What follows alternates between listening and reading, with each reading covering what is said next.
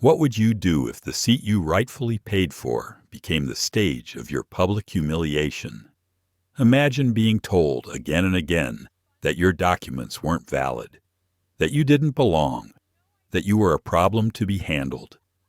Now imagine the entire cabin watching, some whispering in doubt, others filming every moment, while the crew insisted you surrender your place. This isn't just a story about a flight. It's about dignity. It's about what happens when authority crosses into prejudice. It's about one woman, Amara Veyron, who sat calmly in seat 2A, accused, threatened, and cornered. What the world didn't know, at least not yet, was who she really was. And when that truth finally came out, it didn't just end a confrontation. It changed everything. But here's the question that will echo long after this story ends, if it takes power to demand dignity. What happens to those who have none? Stay with us. You're about to witness a story of strength, humiliation, revelation, and a reckoning that shook an entire airline. Before we dive in, don't forget to like, share, and subscribe to the channel. Your support helps us bring you more stories that matter. The jet bridge smelled faintly of coffee and disinfectant. Rolling suitcases clattered over the metal plates. The hum of engines outside seeped through the walls, a low, steady growl that made the air feel charged. Amara Veyron stepped into the cabin of Aurora Global Airways Flight 782 with a quiet presence. She wasn't dressed like someone in first class. Dark jeans, a soft gray hoodie, worn leather flats, no jewelry except a silver ring on her right hand. She wanted to disappear, to be just another traveler crossing the country. But nothing about her life was ordinary. Not the weight on her shoulders, not the responsibility that came with her last name. She smiled politely at the attendant at the door, who barely met her eyes before turning toward the next passenger. Amara moved down the aisle, scanning the row numbers. Seat 2A, window, first class. She slid into her seat, placed her small leather bag beneath the chair, and exhaled. The cabin lights glowed in a soft amber hue. The air smelled faintly of citrus and new leather. Across the aisle, a businessman in a pressed navy suit pulled out his laptop before the boarding door had even closed. A woman in pearl earrings adjusted her scarf and ordered sparkling water. Amara pulled a slim folder from her bag. Inside were notes, charts, financial reports. She studied them not just out of duty, but with a personal stake. She had worked for years to prove she was more than her father's daughter. She wanted her work, her mind, her discipline to be the evidence, not the family name, not the wealth. A shadow fell over her. "Excuse me," a voice said, clipped and precise. "May I see your boarding pass?" Amara looked up. The senior flight attendant stood there, tall, blonde, uniform pressed to perfection. Her nameplate read, Lydia Krause. Amara handed her the slip of paper.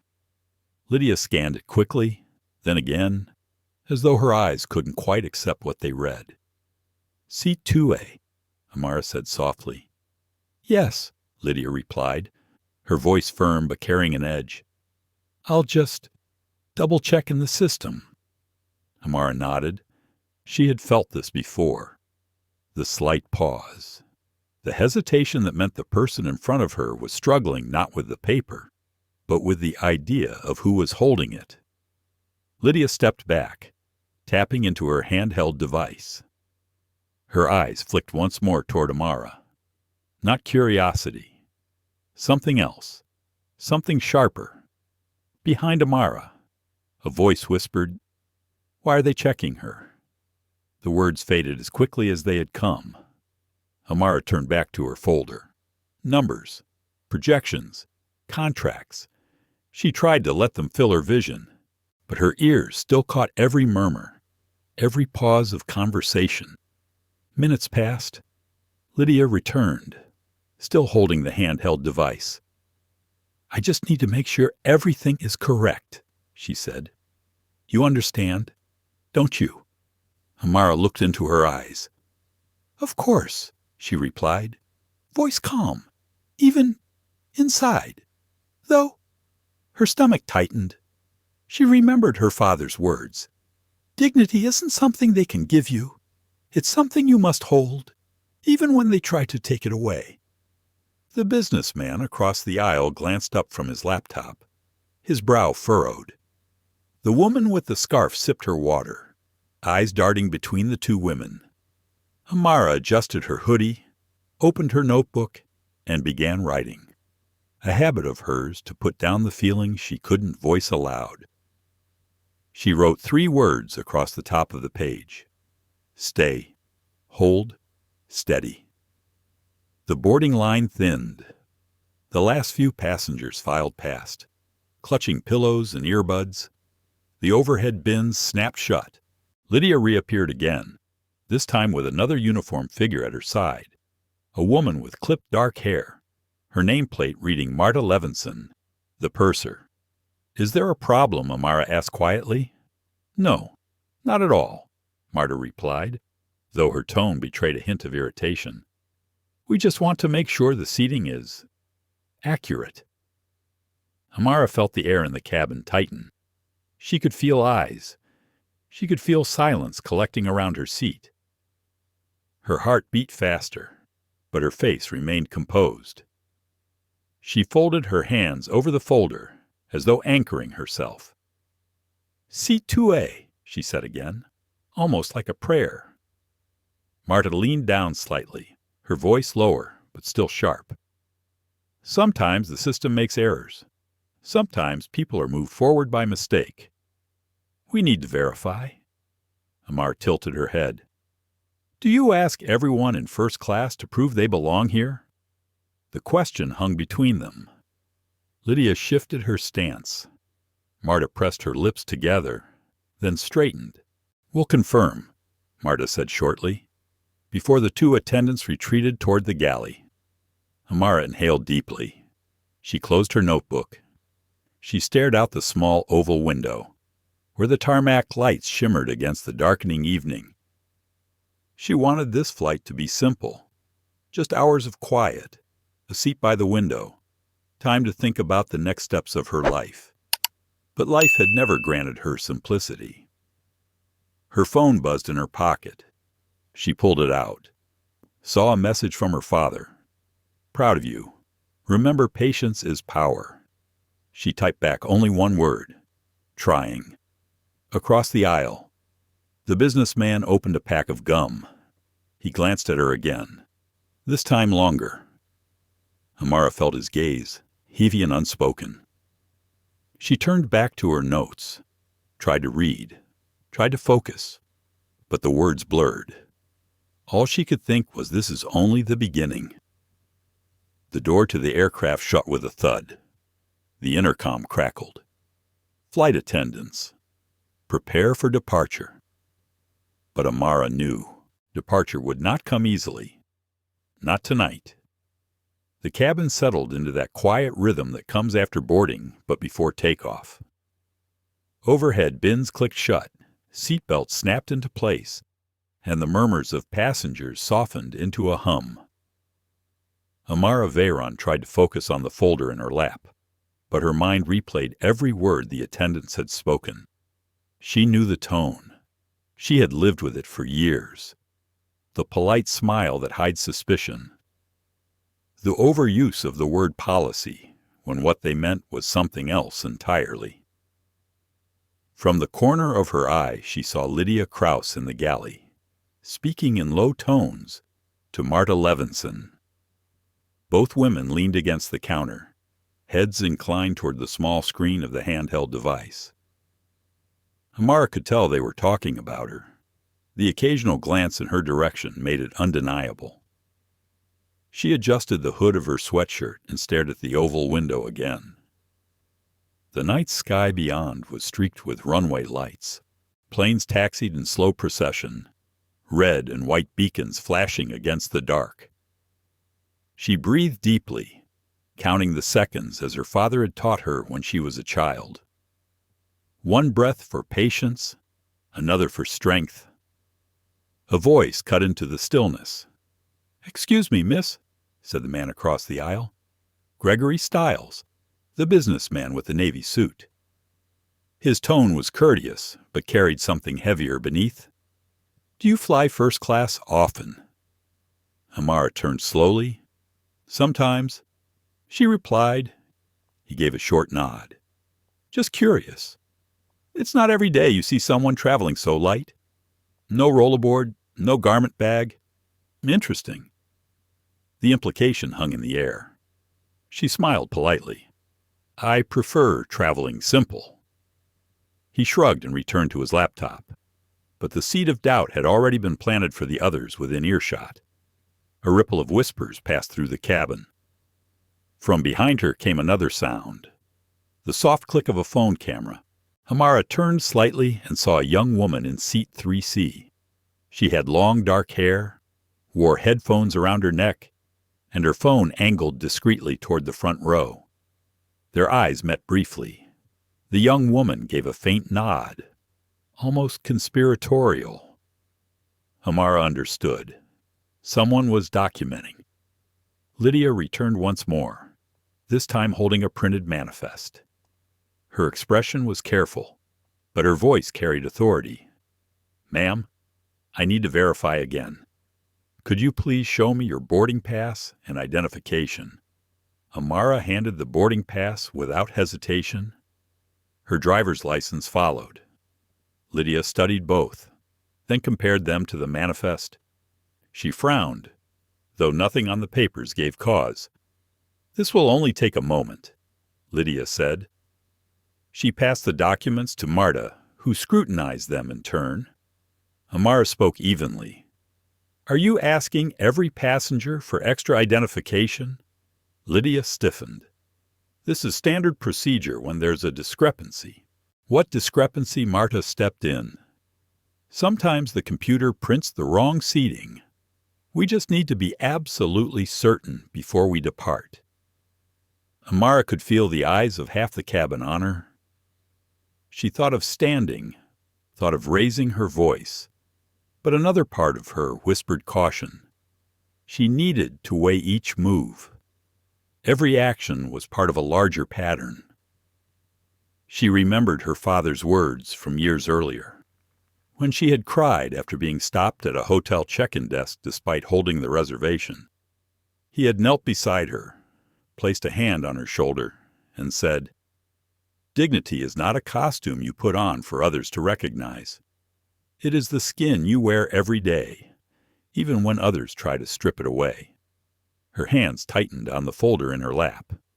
She breathed in again, slow and steady. "I'm happy to cooperate," she said at last, "but I hope you realize I'm the only one you've asked." Lydia's mouth pressed into a thin line. She returned the documents without a word. The intercom crackled. "Flight attendants, prepare doors for departure."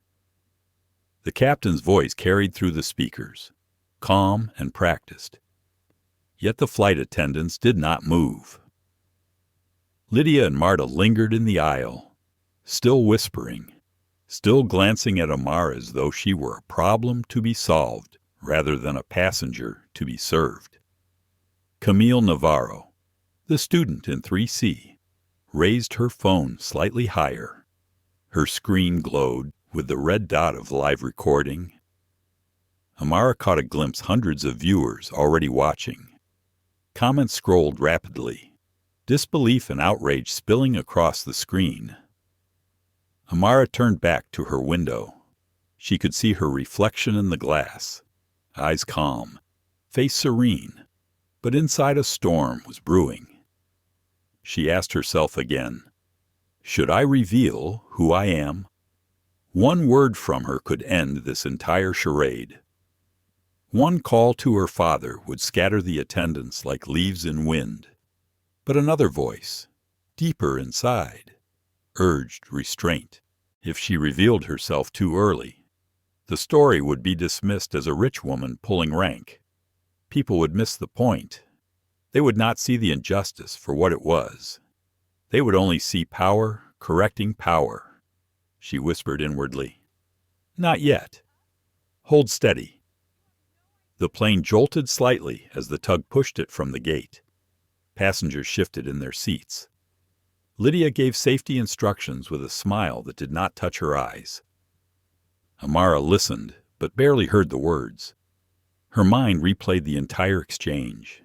Each glance, each tone, each insinuation. She stored them away like evidence. As the cabin lights dimmed for takeoff, she opened her notebook again. She wrote in deliberate strokes, They questioned me 3 times. They asked for extra ID. They did not ask the others. Keep record. Her pen trembled slightly, not from fear, but from the weight of the moment. She knew this was not an isolated incident. It was a symptom of something larger, something systemic. The roar of engines built outside, pressing her body back into the seat. The plane thundered down the runway, lifted into the night sky. Lights of Newark scattered below, like stars fallen on asphalt. For a moment, the climb silenced everything. The doubt, the humiliation, the murmurs. Only the sound of air rushing past the fuselage remained.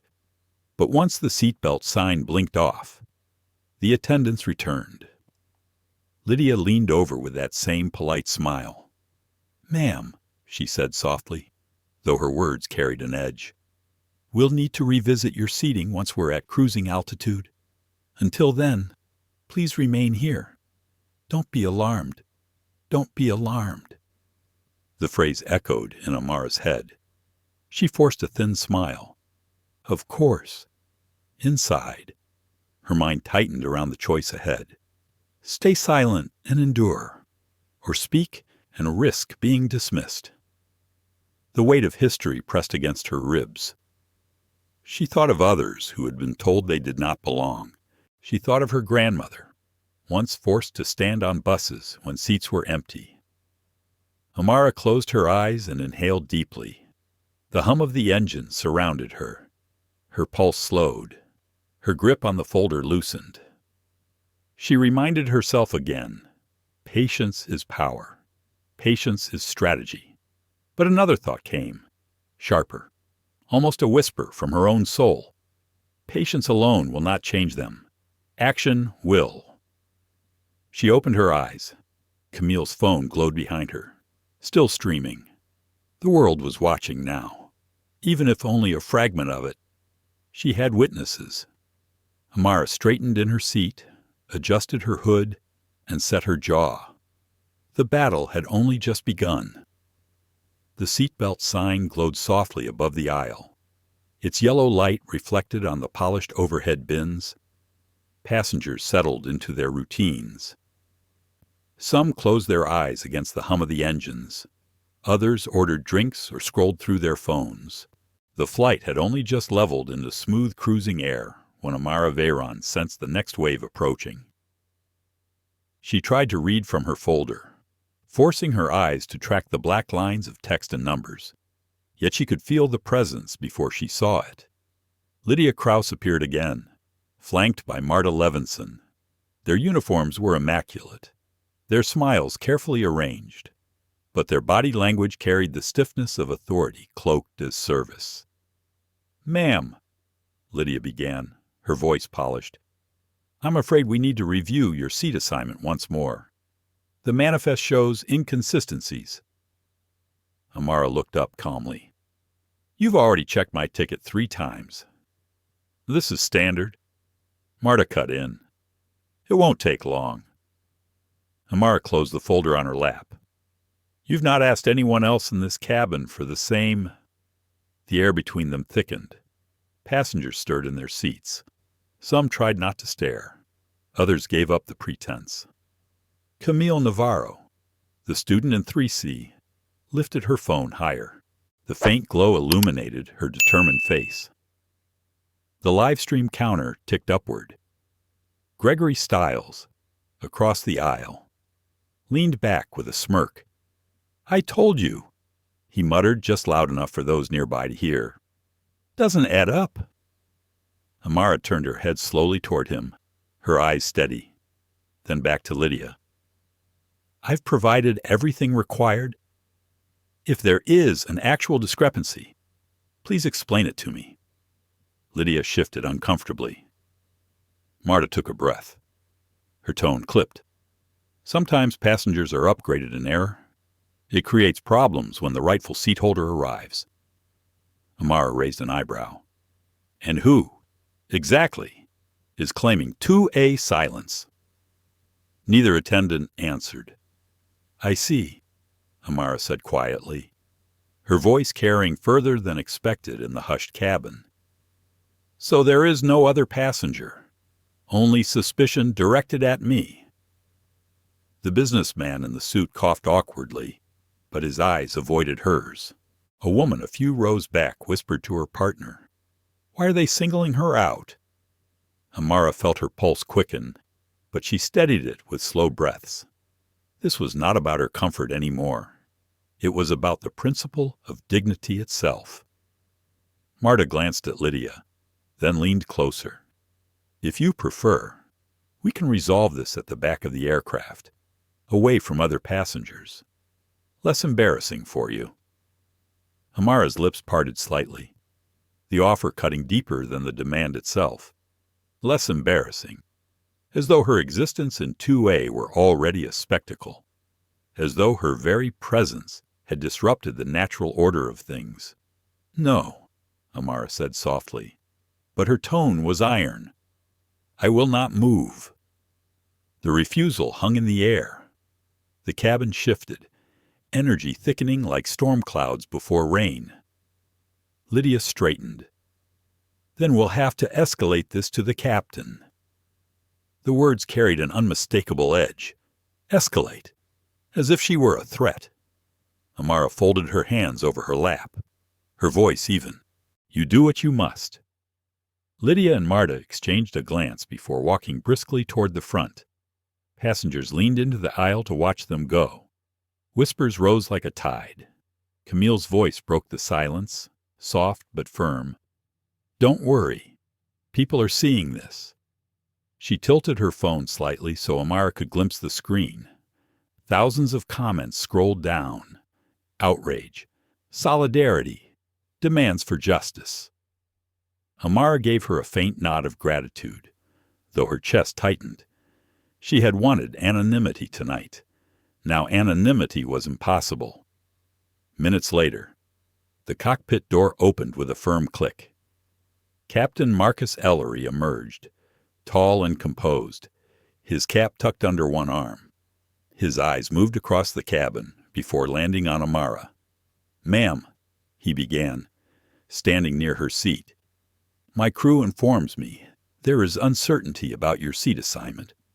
For the sake of departure schedules and passenger comfort, I'd ask if you might cooperate with us in relocating until we can verify fully." The request was coded in politeness but anchored in dismissal. He had not even asked to see her documents. He had not questioned whether the suspicion was justified. He sought convenience, not truth. Amara looked up at him, her face calm, though her heart thundered. "Captain, I have shown my boarding pass and identification repeatedly. I am in the seat I paid for. Why would I move?" He shifted slightly, sensing the eyes of the entire cabin. "Because we need to maintain smooth operations. Delays cause problems for everyone." Amara tilted her head. "Would you ask me to move if I looked different? If I wore a suit instead of a hoodie? If my skin matched yours?" The words pierced the air. A hush fell over the rows. The captain hesitated. His jaw tightened. His eyes darted briefly toward the phone in Camille's hands. The red dot recording glowed like an unblinking witness. Amara's chest rose and fell steadily. She kept her tone measured, her posture grounded. This is not about comfort. This is about dignity. And dignity is not negotiable. For a long moment, the captain said nothing. Finally, he exhaled. nodding slightly before retreating back toward the cockpit. His exit felt less like resolution and more like abdication. Marta and Lydia hovered near the galley, whispering urgently. Amara could feel the plan forming, another escalation waiting in the shadows. She leaned back against her seat, closing her eyes. Inside, her thoughts churned. Should I end this now? Should I make the call? Her father's number was only a touch away, but still she waited. If she intervened now, the story would vanish into the narrative of privilege. If she endured, if she gathered the full weight of their actions, then the truth would stand undeniable. Her grandmother's voice whispered in memory, words spoken decades earlier on a porch in summer heat. Justice without patience is fire that burns only yourself, but patience without action is silence that serves the oppressor. Amara opened her eyes again. She looked around the cabin. Camille's phone still streamed. Dozens of passengers still watched in uneasy silence. Gregory Stiles leaned back smugly, convinced of the conclusion. She pressed her hands against her folder once more, anchoring herself. Her heart beat like a drum, steady and sure. She knew now. This was more than a personal insult. This was a stage, and the world was watching. The battle was no longer about Seat 2A. It was about something larger, something systemic, and she was ready to face it. The cabin lights dimmed to a warm glow as the attendants moved down the aisles with carts of drinks. The soft clink of ice against glass mixed with the steady hum of the engines. Passengers leaned back, some chatting quietly, others already slipping into the rhythm of travel. Yet Amara Veyron sat perfectly still, her folder unopened on her lap, her gaze fixed on the faint reflection in the oval window. She had learned long ago how to hide the storm within her. Her face was composed, her body still. To the casual observer, she was simply another passenger watching the sky. But inside, 1,000 thoughts collided. Should she end this now? The phone in her pocket was a direct line to her father, Dr. Elias Veyron. One word from her would send the entire situation crashing down. The attendants would be dismissed before the wheels touched San Francisco soil. The captain would face accountability he had never imagined. The entire crew could be replaced before the plane even left the tarmac again. But then what she imagined the headlines. Black woman humiliated, saved only by her father's power. Critics would call it nepotism. Pundits would reduce it to privilege protecting privilege. The deeper wound of discrimination would be covered by the easier story of wealth and power. Her chest tightened as she remembered something her father once told her. We fight not just for ourselves, Amara. We fight for those who do not have the power to call for help. She breathed slowly, counting the seconds in her head. Patience had always been her shield, yet patience could also feel like surrender. How many times had people been told to wait for justice that never came? Across the aisle. Gregory Stiles tapped loudly at his keyboard, smirking as though he had already judged her unworthy. Every keystroke felt like a verdict. A few rows back, someone whispered again, too low for words to carry, but the intent was sharp. Amara pressed her hands together, the silver ring cool against her skin. She whispered inwardly, "What do I want this moment to mean? Is it just about me, or about something more?" Her memory shifted back to a night years ago. She had been 16, returning home from a debate competition. At the airport security checkpoint, she had been pulled aside for a random search. The officer's eyes lingered too long on her skin, on her braids, on the way she carried herself. They asked her to remove shoes, then earrings, then open every pocket in her bag. Other travelers passed through untouched, She had fought back tears, humiliated by the stares of strangers. Later that night, she had asked her father why he had not stepped in. He had looked at her with a seriousness she had never forgotten. "Because you must learn to stand even when I am not there. You must know that your worth is not borrowed from me. It is yours." The memory steadied her now, but it also burned. She could not let this moment vanish into silence. Camille Navarro's phone screen glowed behind her, casting a faint light in the dimmed cabin. Amara could hear the soft notifications as viewers reacted in real time. The comments were coming faster now. Outrage, support, demands for accountability. The live stream had become a chorus of witnesses, strangers united by the injustice unfolding before their eyes. Amara leaned back and closed her eyes. She listened to the hum of the engines, the rustle of pages from a magazine, the clink of ice in glasses. She let the sounds wash over her, each one grounding her in the royalty of the moment. Her heartbeat slowed. She inhaled deeply, exhaled fully. Her mind, however, would not rest. A battle raged within her. One side urged restraint. Let them show the world who they are. Gather every ounce of evidence. Let their actions indict them, not your words. The other side urged defiance. Speak now.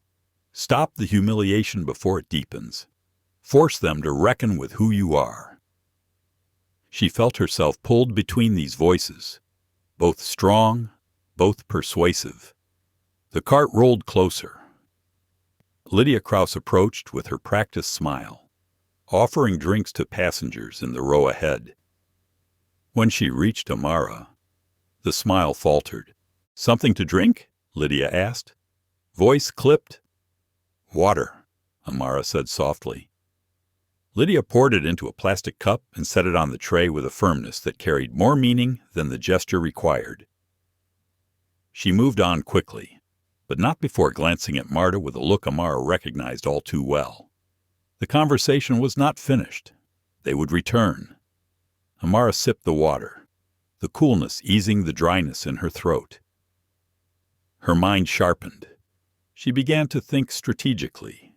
If they escalated again, she would be ready. She would not shout. She would not beg. She would not crumble. She would remain steady, her dignity unshaken. She thought of her grandmother once more. Patience without action is silence that serves the oppressor. The words echoed through her chest like a drumbeat. She placed the cup down and opened her notebook. In careful strokes, she wrote, "They offered to move me to the back. They implied I was in error. The captain asked me to give up my seat for convenience. All recorded. Witness streaming?" She paused, then wrote another line. "Not yet, but soon." She closed the notebook and folded her hands again. The silver ring caught the dim light, a reminder of the legacy she carried. Minutes stretched on, heavy with anticipation. The attendants whispered at the galley. Gregory typed smugly. Camille streamed quietly. Amara sat still, but inside her decision was forming. She would endure only so long. She would give them enough rope to reveal the truth of their hearts. But when the time came, she would act. And when she acted, the weight of her name, her voice, her power, would fall with precision. She whispered inwardly, "Steady, Amara. This is bigger than you." The hum of the engines deepened as the plane pushed westward through the night. Outside the window, the sky stretched infinite and dark, a canvas waiting for the next stroke of history. And Amara Veyron sat in seat 2A, preparing for the moment when silence would break. The cabin had settled into that fragile quiet of mid-flight. The drinks were poured, the seatbelt sign was off, and the faint glow of reading lights dotted the ceiling like artificial stars. Yet beneath the calm hum of the engines, tension thickened like a storm pressing against the windows. Amara Veyron sat steady in her seat, her notebook resting on her lap. She had written only 3 words across the last page. Hold, wait, witness. She repeated them silently, like a mantra meant to keep her anchored. But storms do not wait forever. Lydia Krause returned, her heels clicking softly against the carpet. Marta Levinson followed just behind, her lips pressed tight. They stopped at Amara's row and leaned slightly into her space. "Ma'am," Lydia said, her voice polite but loud enough for nearby passengers to hear, "we need you to step aside. You will be moved to economy class until we can confirm the manifest properly." The words fell into the cabin like shards of glass. A hush swept through the rows. Heads turned, eyes widened. The businessman across the aisle smirked, his hand pausing over his keyboard. Amara looked up calmly. "I have shown you my documents. This is my seat." Marta's voice sharpened. "We cannot allow you to remain if your assignment is in question." "There is no question," Amara replied evenly. "You've verified 3 times. Lydia's smile faltered, her tone hardening. "Then perhaps you don't understand. This is not optional. You will need to move." The word struck with the force of command. But Amara did not flinch. She placed her notebook gently on the tray and folded her hands over it. "No," she said softly, but her voice carried through the cabin. The silence that followed was heavy. Passengers exchanged glances. Some leaned forward to catch every word. Others shifted uncomfortably, unwilling to get involved, but unable to look away. The tension had become everyone's atmosphere. Gregory Stiles chuckled darkly. "Called it," he muttered, loud enough for those nearby. Always someone trying to sneak into first. That was the spark. Murmurs rippled through the cabin. A few passengers nodded at Gregory's comment. Others frowned at him. The line had been drawn, and sides were being chosen. Camille Navarro's phone was no longer discreet. She lifted it higher, the red glow of the recording light now obvious. Her voice whispered but carried clearly to Amara's ears. "Everyone's watching. Don't let them break you." Amara's pulse thudded in her chest, but her face remained composed. She inhaled, exhaled, and let her words flow. "Tell me," she said clearly, looking at Lydia and Marta. "Have you asked anyone else in this cabin to move seats? Have you asked anyone else for multiple IDs?" The question rang through the silence. Neither attendant spoke. Their pause was answer enough. A woman 3 rows back whispered to her husband, "She's right. They didn't ask us anything." Another passenger leaned forward, brows furrowed. "Why are you only questioning her?" The murmurs grew louder. Pressure shifted. Lydia's cheeks flushed. She turned sharply toward Marta, who whispered something quickly in her ear. Together they straightened, as though doubling down on authority. "Ma'am," Lydia said, her voice rising, "if you refuse to comply, we will call airport security upon landing. Do you really want that the threat echoed across the cabin?" A few passengers gasped. Gregory smirked wider. Amara felt the weight of every eye. Her hands trembled slightly under the blanket, but she steadied them against her lap. She would not let them see fear. Her voice was calm, deliberate. "You are threatening to remove me from the seat I purchased, with no cause except your suspicion. Do what you must, but I will not move." The firmness of her refusal rippled through the passengers. Someone clapped quietly before stopping, uncertain. The tension had become unbearable. Gregory leaned over, sneering. If she wanted the seat, she should have paid for it. End of story. Amara turned to him, her gaze steady. And if I had a different face, a different color, would you believe then that I paid? His smirk faltered for the first time. He looked away, muttering under his breath. The cabin grew louder. Voices rose from every row. Some called for the attendants to leave her alone. Others muttered about delays and disruption. The divide was clear, the conflict now public. Camille's voice broke through, strong and certain. This is live. Tens of thousands are watching. They see everything. Lydia froze at the words. Marta's face paled. Yet instead of retreating, they pressed forward. Ma'am, Marta snapped, this is the final warning. Move now or face consequences. Amara's body tensed, but her voice remained measured. The only consequence here is revealing the truth of how you treat me, and the world is already watching. The silence that followed was broken only by the hum of the engines. Then, from behind, a passenger's voice rose. She has the right to stay. Leave her alone. Another voice followed. She's done nothing wrong. The tide was shifting.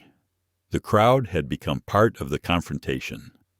Amara sat taller, her breath steady. The humiliation was sharp, a blade pressed against her dignity. But she had not yielded. She would not. Inside, though, her thoughts churned. Each insult, each doubt, each threat pressed against her spirit. A part of her screamed to end it now, to call her father, to bring the full weight of his power crashing down. Yet another part whispered that this moment was not just for her. It was for every person who had ever been told they did not belong. She felt her grandmother's voice again, as if carried through the cabin. Justice is not always loud. Sometimes it is the choice to remain seated when the world demands you stand. Amara folded her hands once more. She whispered inwardly, Stay. Amara, stay.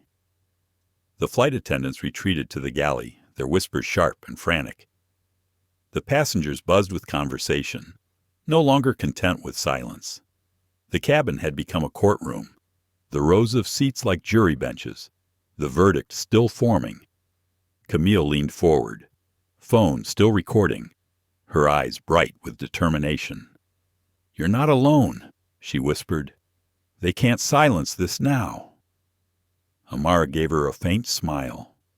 For the first time that night, she felt a sliver of strength drawn not just from her own resolve, but from the presence of witnesses. The humiliation was real. The sting of it pressed deep. But humiliation was not defeat. It was the soil in which courage grew. And Amara Veyron, seated firmly in 2A, was ready for the storm to break. The hum of the engines filled the silence after Lydia and Marta retreated to the galley. Passengers whispered back and forth, voices low but urgent, like a current running beneath the calm surface of the cabin. Amara Veyron sat perfectly still, her hands folded on the tray table, her eyes fixed on the window where only darkness stretched beyond.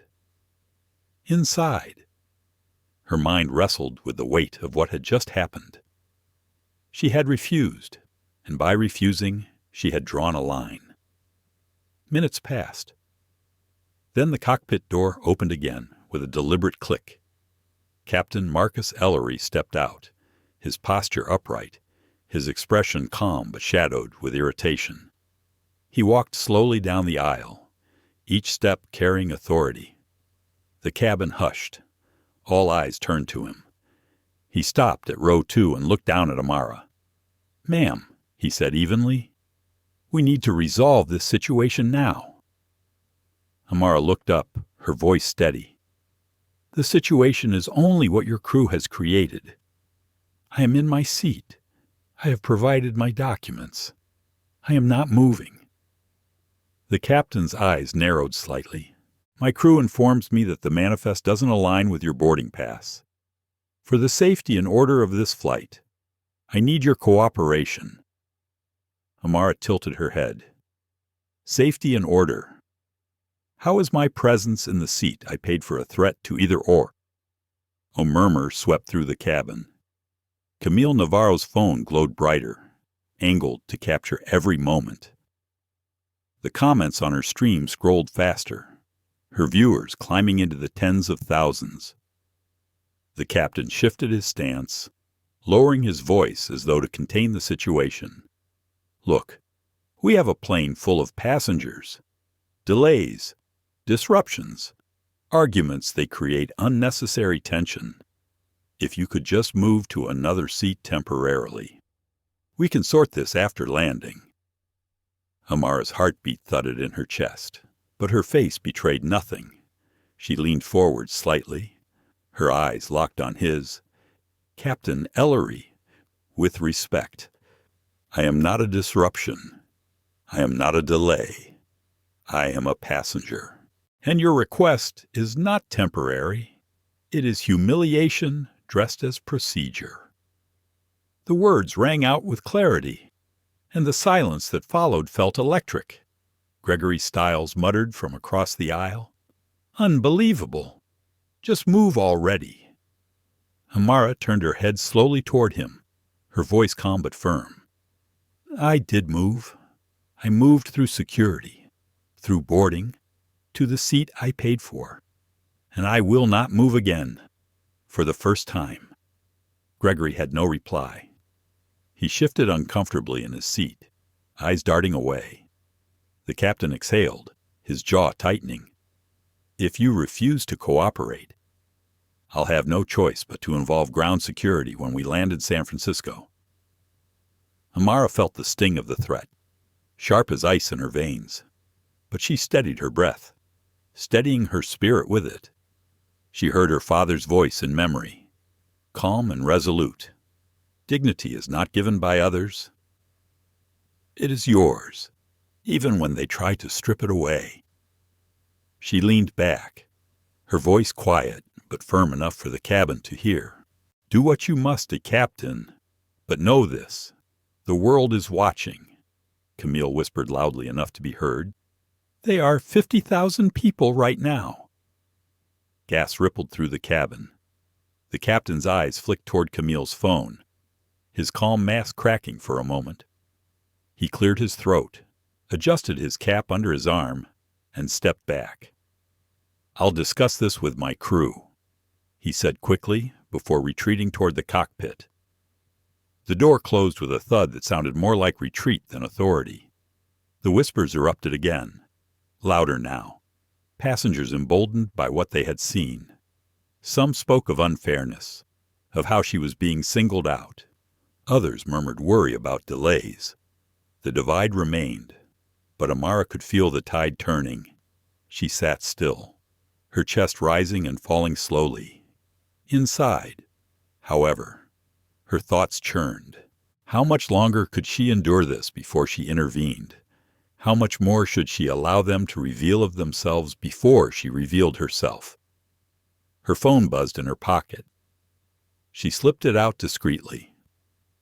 A message from her father glowed on the screen. Everything all right? Her fingers hovered over the keyboard. She wanted to type no. She wanted to pour out everything. But she hesitated. She could not yet bring him into this. Not yet. Instead, she typed a single word. Almost. She placed the phone back in her pocket and exhaled. Lydia and Marta whispered furiously at the galley, their heads close together, their eyes flicking repeatedly toward her seat. She could tell they were weighing their next move, torn between authority and fear of exposure. Gregory muttered again, though quieter now. Ridiculous. Holding us all up. Camille raised her voice from behind, no longer hiding her support. She has every right to stay. Stop harassing her. Others murmured agreement. A woman across the aisle nodded firmly. It's wrong what they're doing. Amara felt something shift inside her. The humiliation was still sharp, but beneath it she sensed a current of strength, not just her own, but borrowed from those around her. Witnesses had become allies. Silence had become dissent. She whispered inwardly, "Hold steady. Amara, the breaking point is near."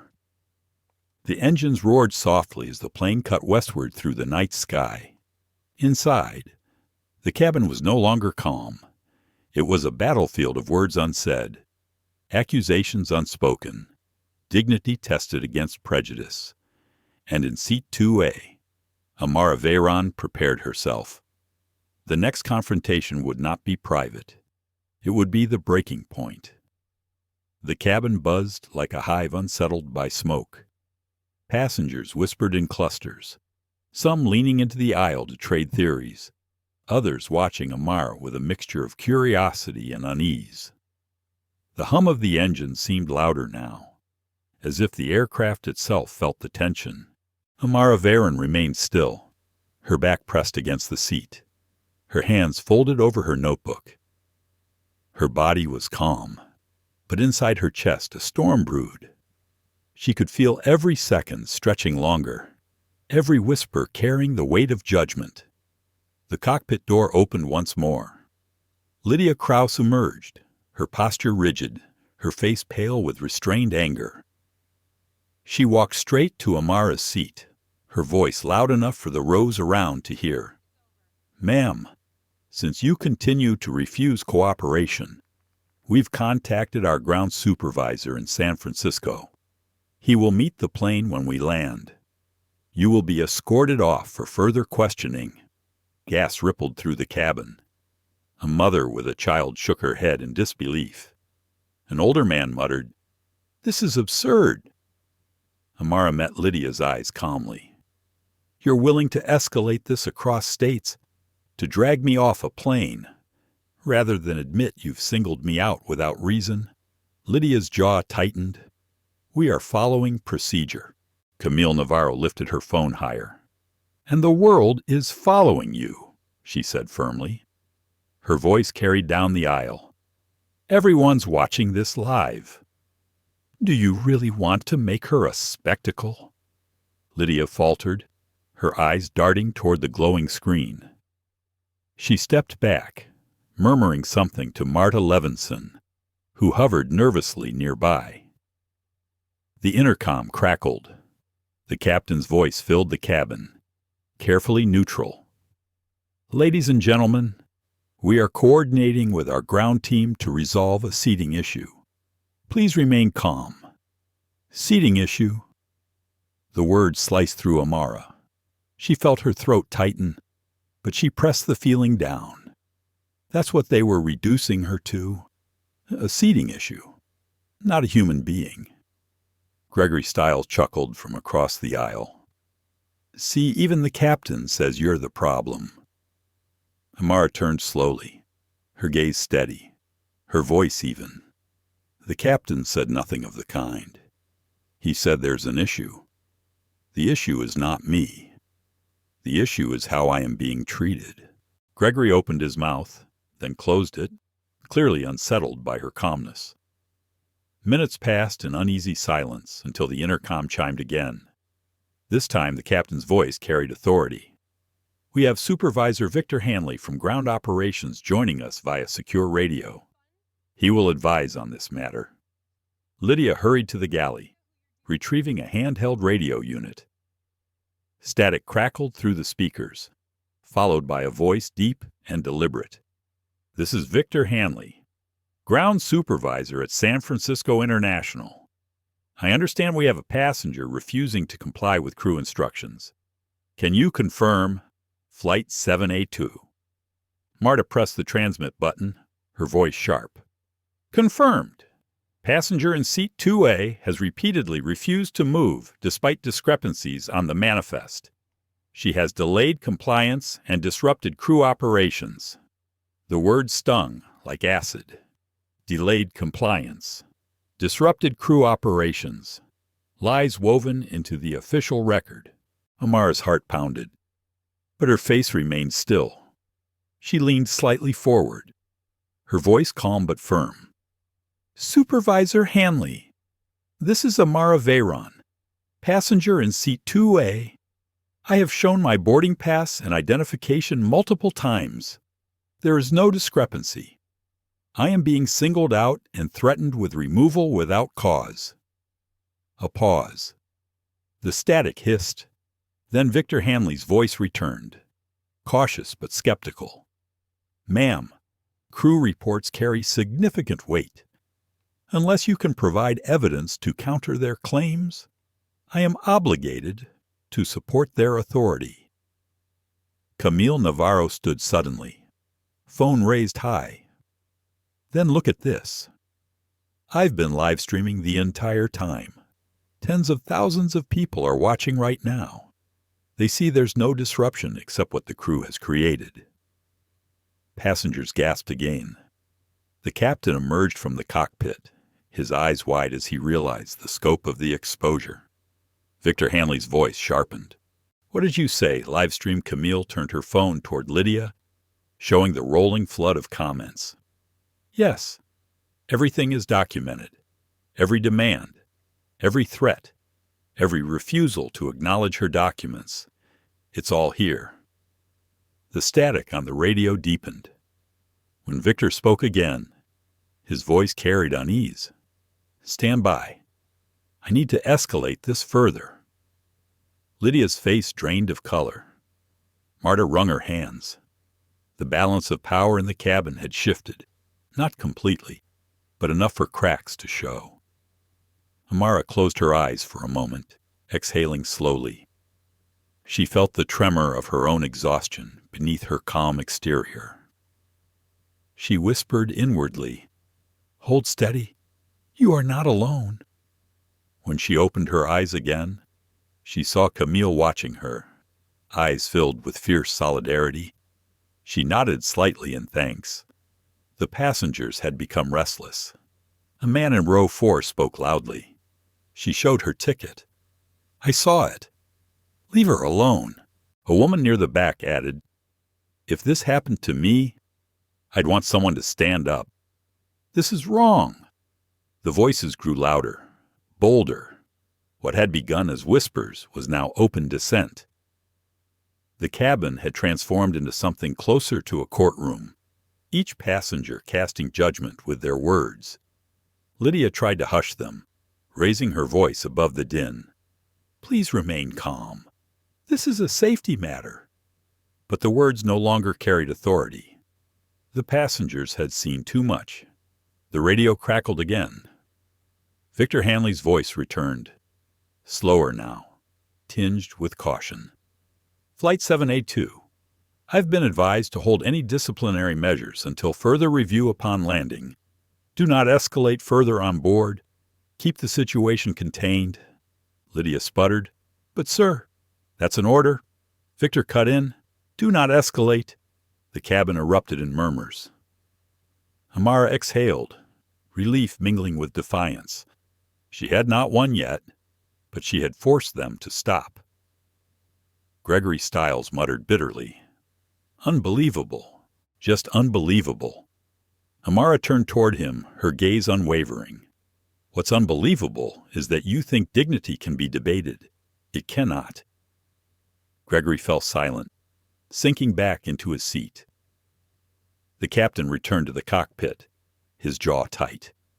Lydia and Marta retreated to the galley, their authority frayed. Amara leaned back in her seat. The humiliation still burned, but beneath it, something steadier now stirred. Strength, resolve, a sense of inevitability. This was no longer about her seat. It was about the truth of how people like her were treated, and the world had seen it live. She whispered inwardly, "The storm is breaking." The engines roared softly as the plane pushed through the night sky. The passengers settled again, though the hum of conversation remained. Amara folded her hands over her notebook and stared at the reflection in the window. The battle was not over, but for the first time that night, She felt the tide turning in her favor. The night sky outside stretched black and infinite, pierced only by scattered stars and the faint glow of city lights far below. Inside the cabin, the air felt heavy, charged with the residue of conflict. The passengers had quieted somewhat, but the unease remained. Whispers still drifted through the rows like smoke refusing to clear. Amara Veyron sat unmoving in seat 2A, her notebook closed, her hands resting lightly on top. To any passerby, she might have seemed serene, but inside, her thoughts raced in circles, one colliding with another until her mind felt like a crowded intersection. She had forced them to stop for now. Victor Hanley's order not to escalate further had given her a reprieve, but reprieve was not resolution. When they landed, the confrontation would continue. Security would wait at the gate. Reports would be filed. Her name would be dragged into documents crafted to frame her as disruptive, non-compliant, a problem passenger. And she knew what those reports meant. They weren't just ink on paper.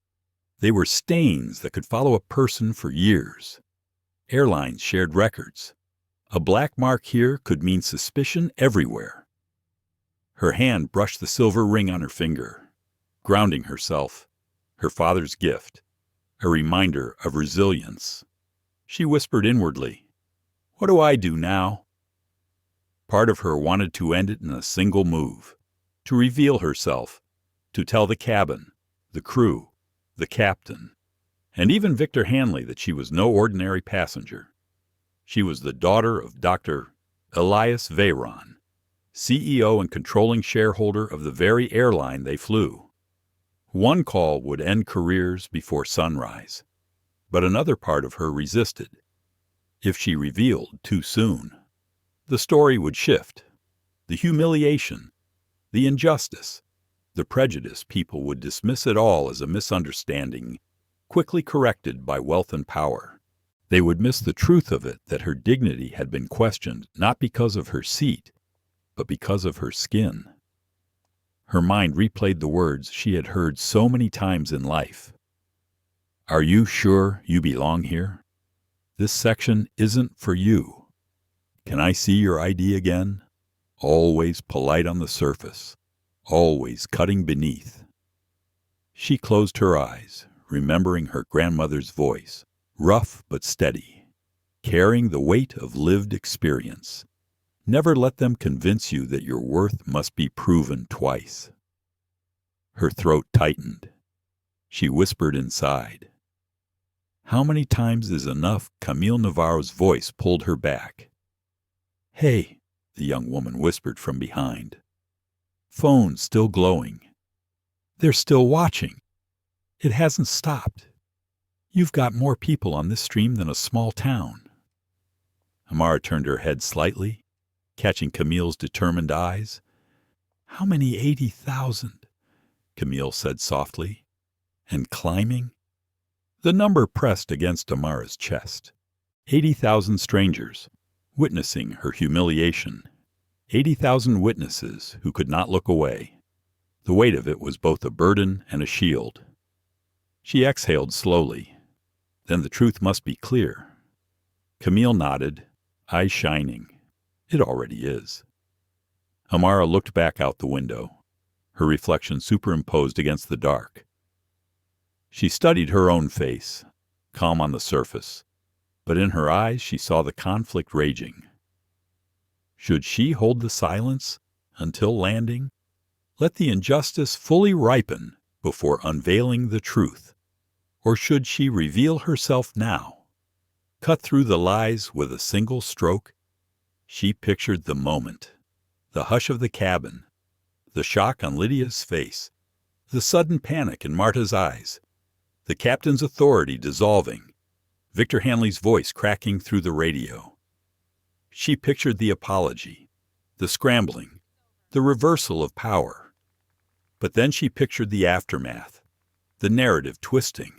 Headlines reading "Airline CEO's daughter flexes power after minor misunderstanding." The story reduced to wealth correcting inconvenience rather than injustice exposed. Her stomach clenched at the thought. She pressed her fingers harder against the ring. She whispered to herself, "Patience is power. Patience is strategy." Yet another voice inside her pushed back. "Patience without action is surrender." Her body tensed. She realized she was trembling, though only slightly. She pulled the blanket across her lap to hide it. Gregory Stiles broke the silence with a scoff. Whole plane on pause because of one stubborn passenger. Some people just don't know their place. The words landed like stones.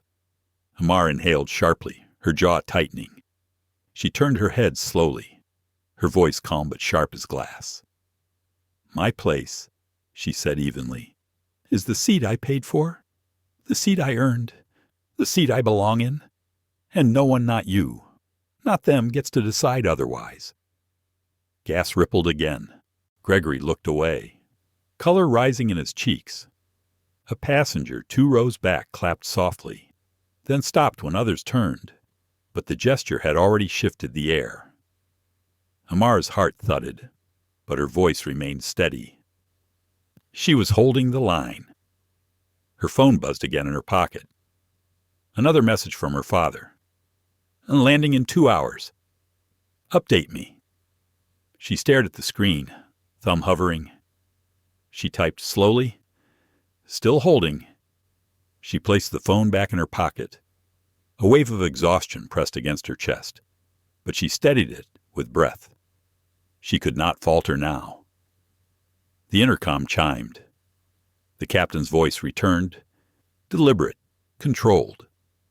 "Ladies and gentlemen, we ask that you remain seated and calm. This matter will be reviewed further upon landing." Reviewed further. Another way of saying postponed humiliation. Amara leaned back, closing her eyes again. She whispered inwardly, "What matters most, the timing of revelation or the truth itself?" Her grandmother's voice returned, faint but steady. "The truth revealed too early is dismissed as noise. The truth revealed at the breaking point becomes undeniable." Her eyes opened. She looked at Camille, who nodded once more as if sensing her decision. "Not yet," Amara told herself, "but soon." She folded her hands, silver ring glinting faintly in the cabin light. She steadied her breath, prepared her spirit. The humiliation was not over, but the revelation was coming, and when it came, it would not be noise. It would be thunder. The hours between departure and arrival stretched long, yet each minute on Flight 782 felt carved from tension. The cabin no longer carried the ease of travel. Even the hum of the engine seemed sharper, like a constant reminder that every second ticked toward confrontation. Amara Veyron sat anchored in two-way, posture straight, face calm. But her mind pressed against the walls of endurance. She had waited, endured, and held her silence. But the moment of revelation crept closer with every whisper, every glance, every flare of prejudice disguised as procedure. Lydia Krause and Marta Levinson lingered near the galley. They spoke in hushed tones, their eyes darting toward her row again and again. Though Victor Hanley's order had stopped them from forcing her out midair, their frustration was plain. They still held their plan close, waiting for the landing. Passengers sensed it too. The divide in the cabin had grown sharper.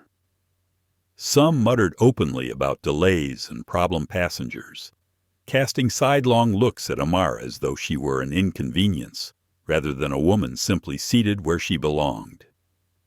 Others murmured in solidarity, quietly affirming her right to stay. And then there was Gregory Stiles, his smirk barely concealed, his comments dripping with disdain. He had shifted from muttering under his breath to speaking loudly enough for anyone nearby to hear. "This is what happens," he said to no one in particular. "When people think rules don't apply to them, They hold up the rest of us. Entitlement. Plain and simple. The words settled like grit in Amara's chest. She breathed slowly, willing herself not to react. But the voice inside her grew louder. Enough.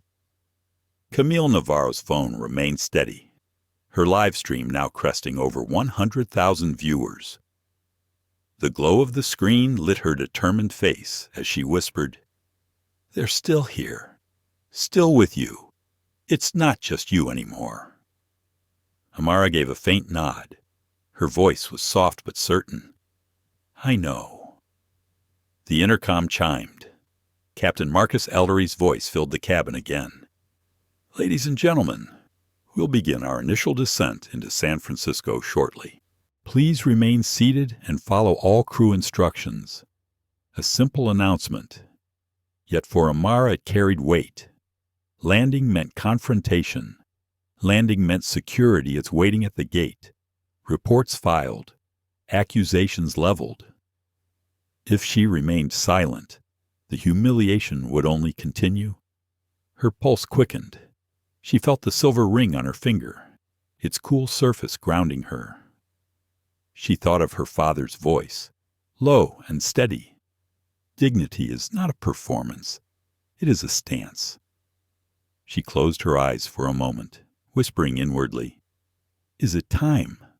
When she opened them again, Lydia was standing at her side. Marta lingered just behind, expression tight. Lydia's voice carried through the quiet cabin. "Ma'am, upon landing you'll be escorted to speak with ground security. Refusal to comply will result in further consequences." Gas rippled through the rows.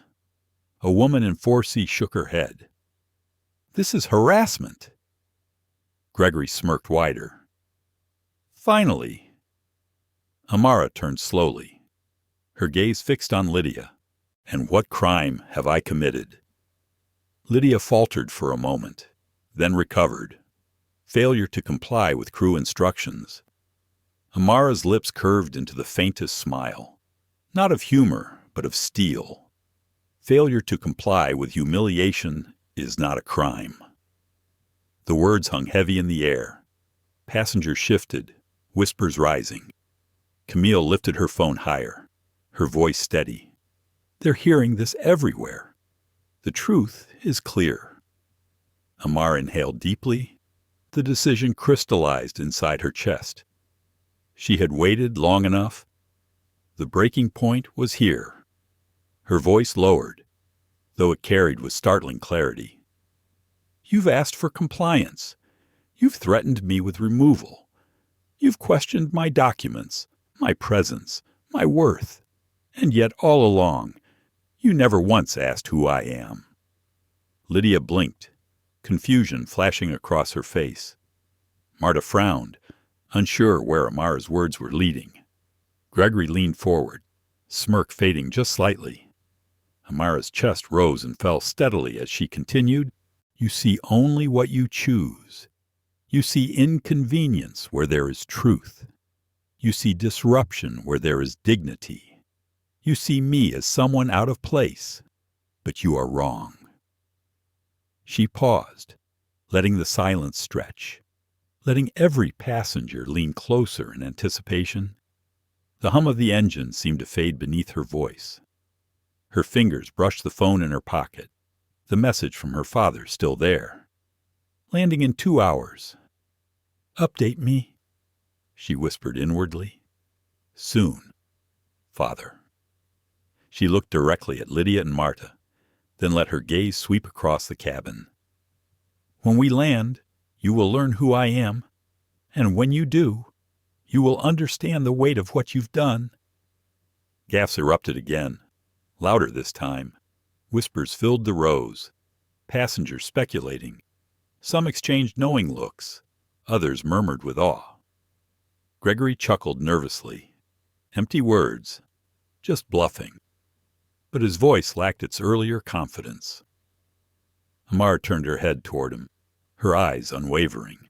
"A bluff is meant to deceive. I have no need to deceive. I only need patience. He fell silent, his face flushed. Lydia shifted uncomfortably, her authority unraveling. Marta crossed her arms, as though bracing herself for something she couldn't name. Camille's voice broke the tension. "They'll see. We'll all see." Amara leaned back in her seat, her breath steady, her resolve unshakable. She had not revealed her identity fully, not yet, but she had set the stage. The truth now hung above the cabin, like thunderclouds, ready to break. The descent began. The engines roared as the plane tilted gently downward. The seatbelt sign dinged. Passengers adjusted their trays and belongings, but their eyes remained fixed on her row. The confrontation was no longer hidden. It had become the heart of the flight, the story every passenger would carry beyond the cabin walls. Amara whispered inwardly once more, the words like prayer and promise. The moment of revelation is not far. When it comes, it will shake more than this plane. The wheels of the aircraft remained far from the runway, but in seat 2A, the ground of truth was already rising to meet her. The descent into San Francisco began with a low, steady roar. The cabin lights brightened slightly, casting long shadows across tired faces.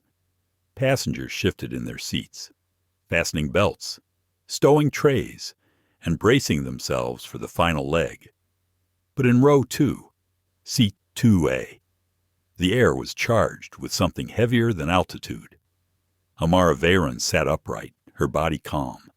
Though her pulse surged, she had held her silence for hours. She had endured the stares, the whispers, the accusations. But now, as the city lights spread like fireflies below, she knew the waiting was over. The intercom chimed. Captain Marcus Ellery's voice came smooth, practiced, yet strained beneath its calm. "Ladies and gentlemen, we'll be landing shortly. Please remain seated until we reach the gate. Ground security will be boarding to assist with a passenger matter." Gas fluttered through the cabin. Some passengers glanced at Amara with sympathy, others with suspicion. Gregory Stiles grinned smugly. Finally. About time they drag her off. Camille Navarro lifted her phone higher, her live stream comments racing so fast they blurred. She whispered just loud enough for Amara to hear. 150,000 watching now. They're ready. Amara gave the faintest nod. She whispered inwardly, "This ends now." The plane touched down with a jolt, tires screaming against the runway. The cabin rocked forward, then steadied.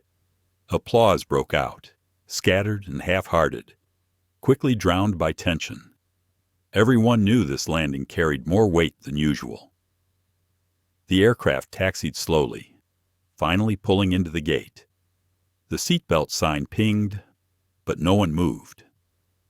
All eyes were locked on the front, where uniformed airport security officers boarded briskly. Victor Hanley entered just behind them, his dark suit pressed, his face stern. He carried the authority of ground operations in every step. He paused in the aisle, scanning the cabin until his eyes landed on Amara. "There," Lydia Krause said quickly, pointing. "C2A. That's the passenger." Victor nodded. The officer stepped forward, stopping beside Amara's row. The tension in the cabin was palpable, thick enough to feel in the lungs. Amara remained perfectly still. She looked up at Victor, her voice calm but firm.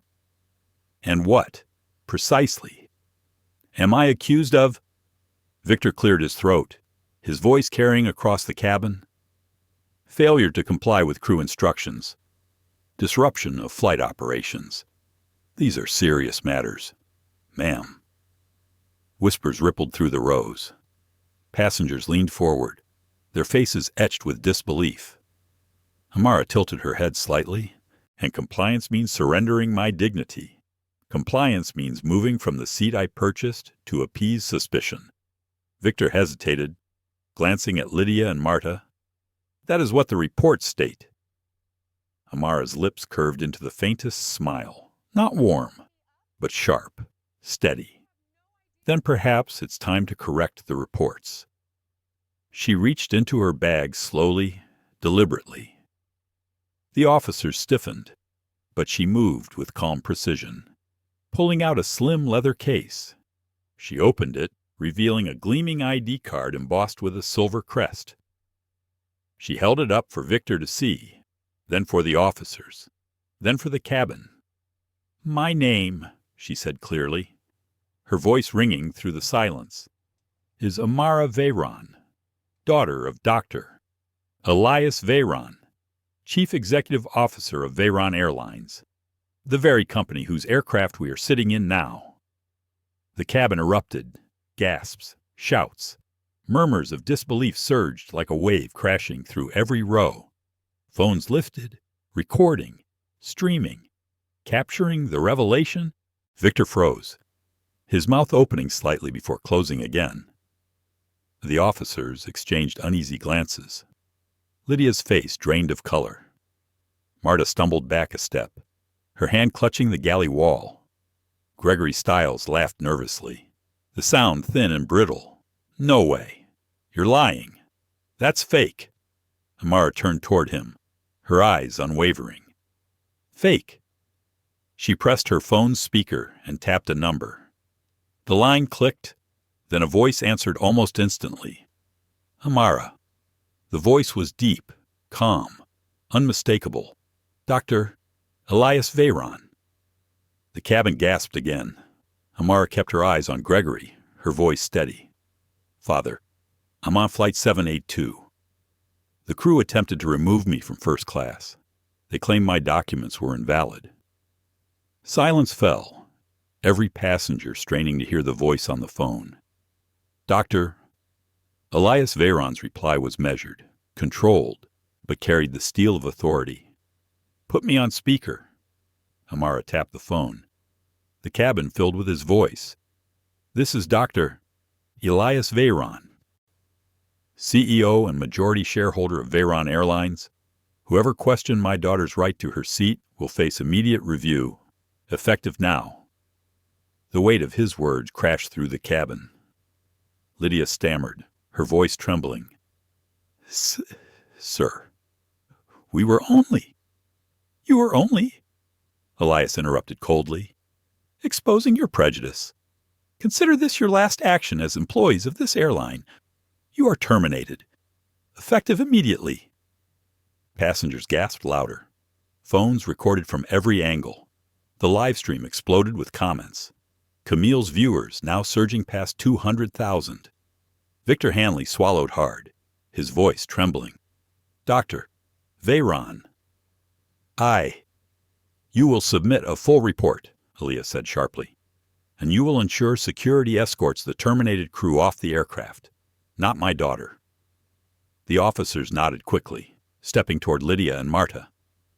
The attendants froze, pale with shock, unable to protest. Amara sat back in her seat, her body calm, her eyes steady. For the first time that night, the weight pressing on her chest began to lift. She whispered inwardly, "It is done." The cabin was alive with whispers and gasps. Some passengers clapped openly now. Others murmured apologies. Still others sat stunned in silence. Gregory Stiles slumped back, his smirk erased, his face flushed with humiliation. Camille Navarro lifted her phone higher, her voice steady and triumphant. "They're all seeing this. Justice in real time." Amara gave her a faint smile. She turned back to the officers, her voice calm. "Please remove them." The officers nodded, gently but firmly escorting Lydia and Marta down the aisle. Phones followed their every step, passengers recording, whispering, judging. The attendants avoided every eye, their careers dissolving in the glare of exposure. Victor Hanley lingered, pale and shaken. "Ms. Veyron, His voice faltered. "I regret what happened." Amara's gaze was steady, unyielding. Regret is not enough. Change must follow. He nodded quickly, retreating down the aisle, shame clinging to his steps. The cabin exhaled as if released from a collective breath held too long. Passengers applauded now, some standing to clap, others nodding toward Amara with respect. She remained calm, collected, her silver ring glinting faintly in the cabin light. Inside, however, she felt both relief and weariness.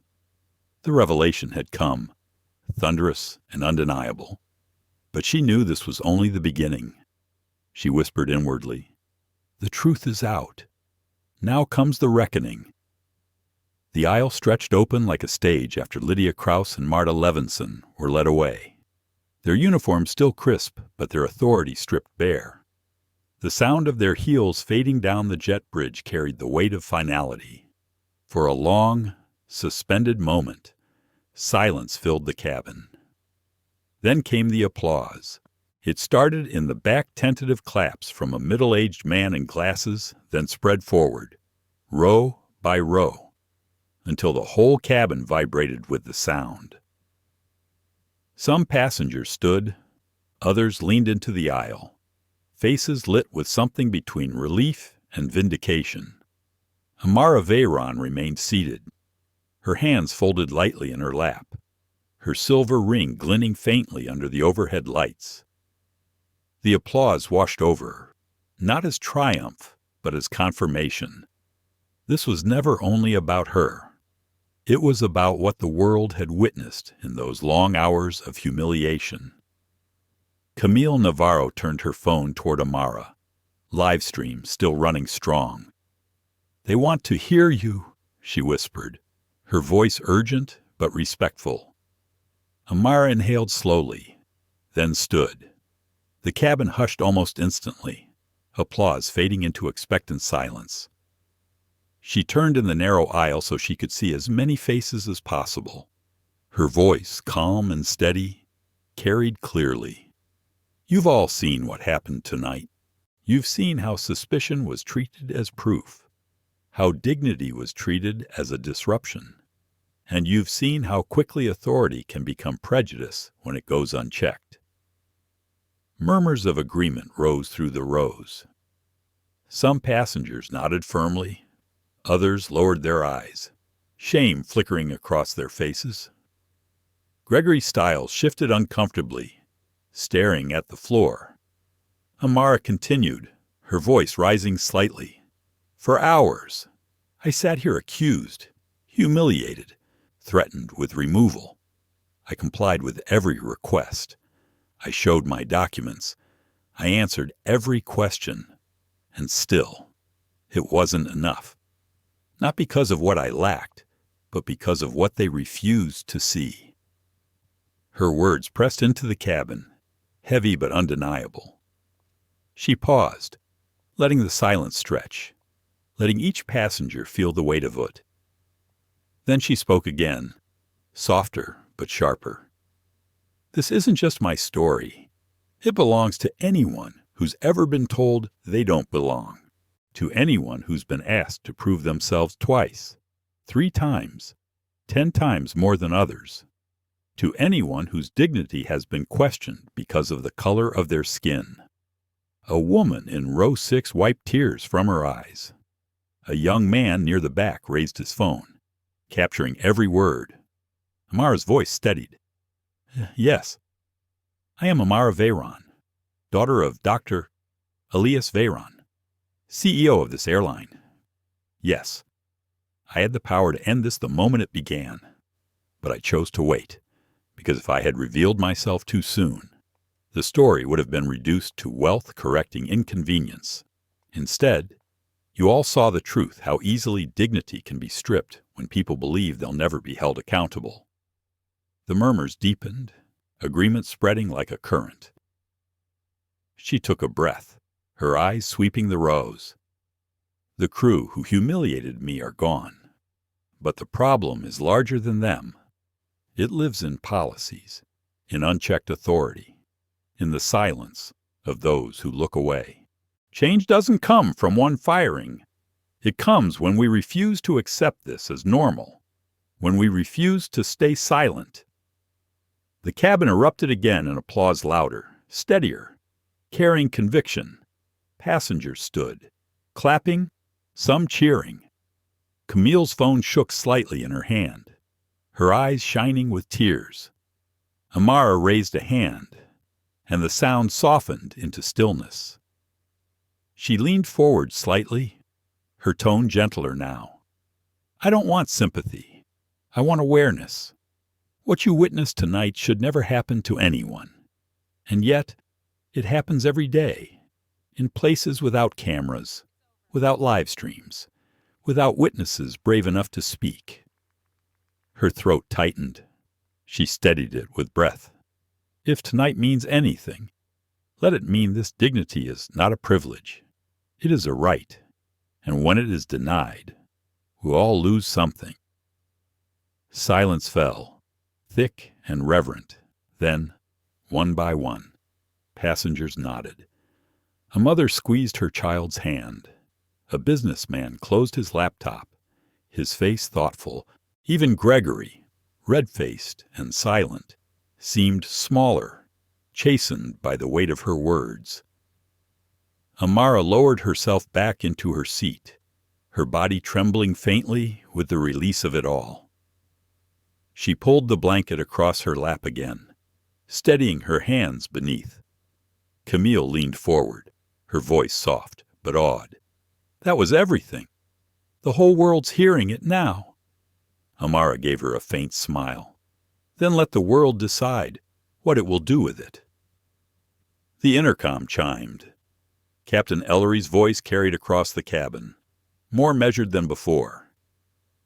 Ladies and gentlemen, on behalf of the crew, I extend our deepest apologies for what occurred tonight.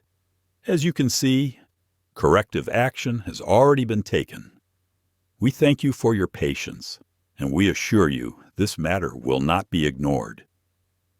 His words were formal, but the tremor in his tone revealed what Amara already knew: the incident had shaken more than one career.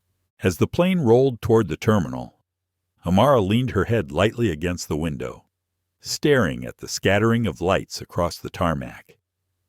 Inside, relief mingled with exhaustion. She whispered inwardly, "The truth has been spoken. The rest will follow." But another thought pressed close. Speaking truth was only the beginning. Real change required more. She knew her father would make calls before dawn. Policies would shift. Managers would be summoned. Reports rewritten. Yet she also knew she had her own part to play.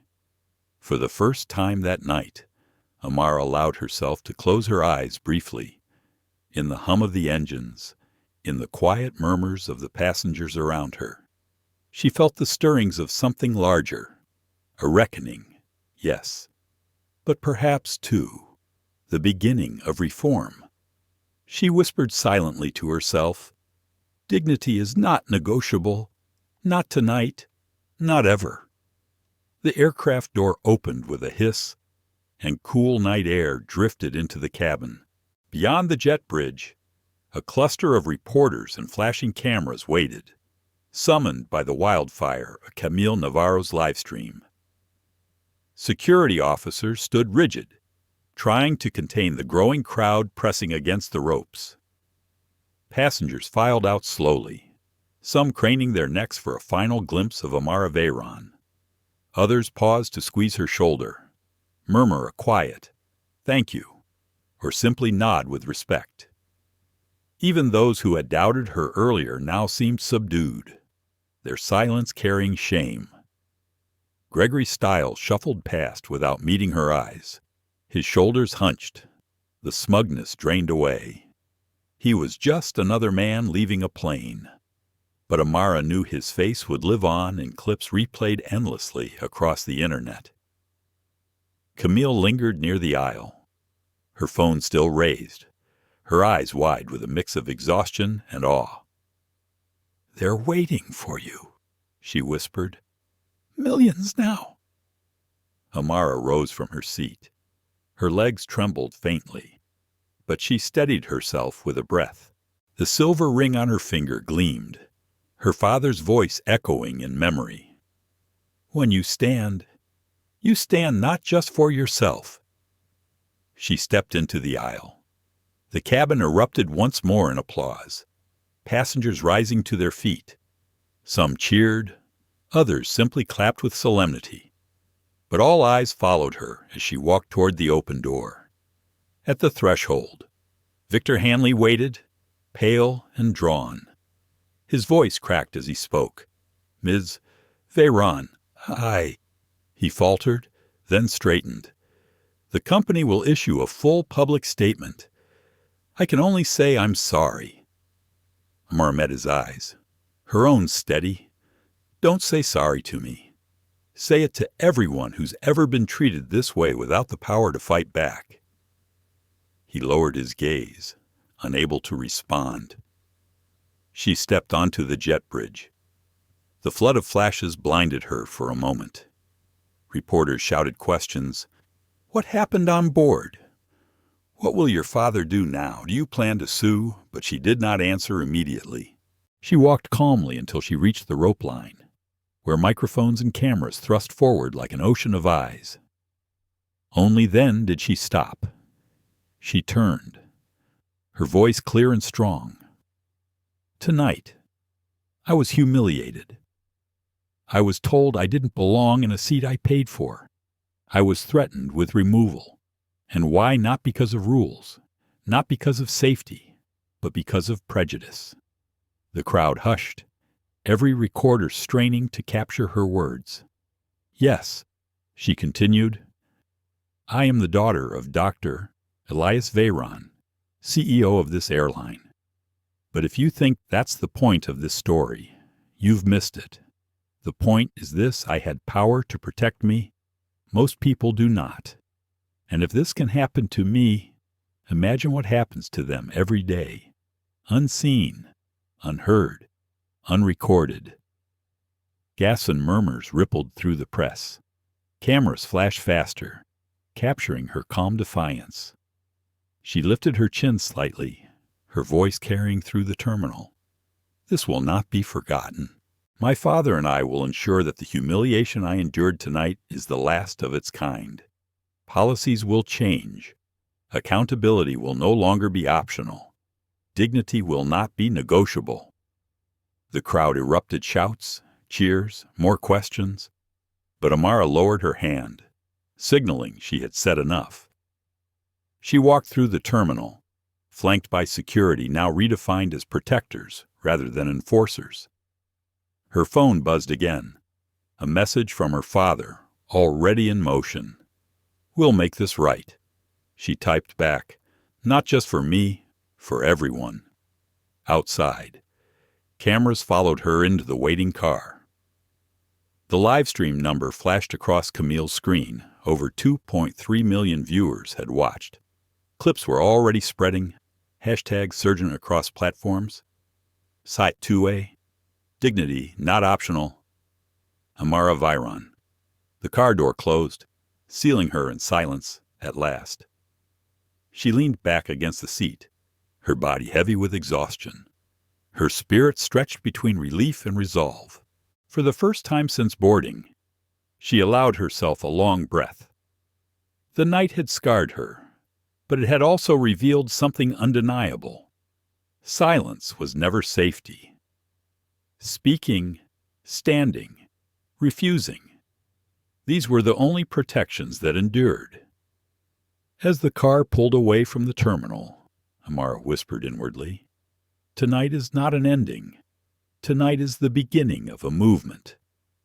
Her reflection in the window looked back at her, calm, strong, tired, but unbroken.